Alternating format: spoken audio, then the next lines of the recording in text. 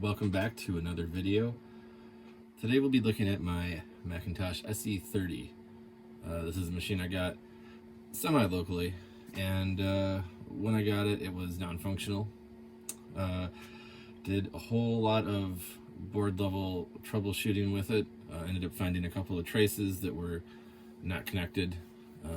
So I got those fixed with some bodge wires, and it's running good now.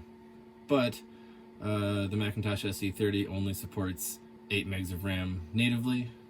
It only supports up to system 7.5, I think, maybe 7.6. But you can see here that I am running 7.5.3, and it is showing as 20 megabytes of RAM. I've got the 32-bit memory addressing extension installed so that it does allow you to do that. However, the default SE30 ROM is not 32-bit clean. So, we'd like to fix that today.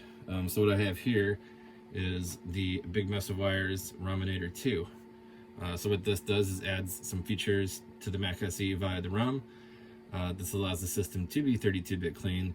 It includes a built-in ROM disk that you can boot off of, and has some other cool features as well, including changing the startup sound and startup picture. So I'm going to be installing this today. Shouldn't take too long, and once I get this thing open, I will show you the repairs I did as well. So let's shut it down and let's get to opening it up. Just a quick tour of the inside before we get the board out. I do have a blue SCSI installed. So that's the Blue Pill SD card to SCSI adapter. I can't recommend these things enough. They work great.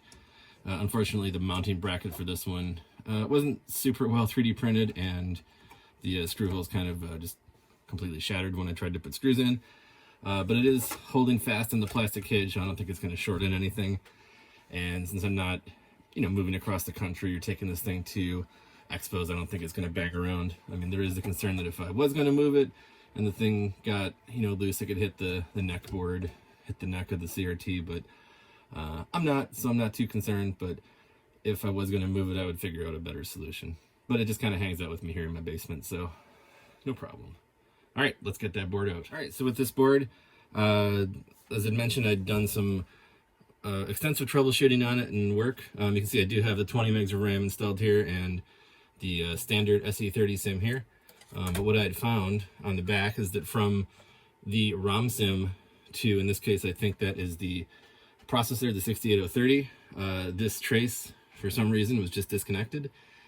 And then the trace here from the ROM sim over to this section, which is the RAM, was disconnected as well. So a couple of bodge wires later, problems were solved. However, getting to the point to get those 2 bodge wires was quite involved, including reading the schematics, testing every single connection from every pin to every pin to look for any problems, and then a 20-second fix to get it working.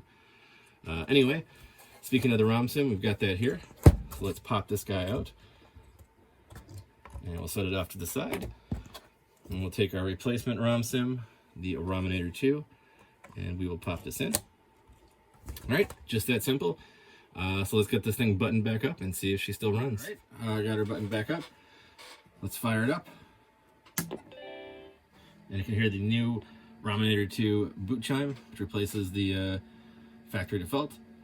It gives you some additional information here, how to boot. If you wanted to boot off of the ROM disk, you can do that. And you can see that it changed the Happy Mac to the Happy Mac Pirate Eye Patch icon. All right, so we're booted up into System 701.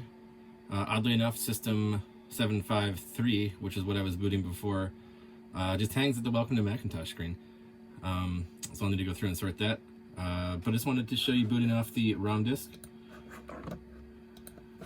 So we've got our system up and running here. Let's restart.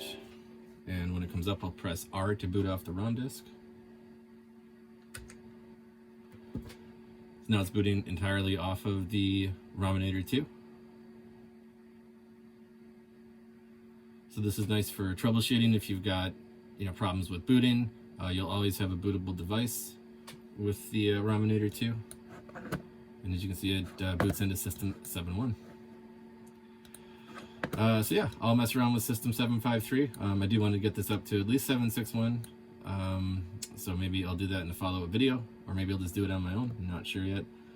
Installing macOS isn't exactly an exciting topic, unlike installing Rominator 2s, which is super exciting. So anyway, that's it for today's video. Hope you got something out of this, and I'll talk to you next time.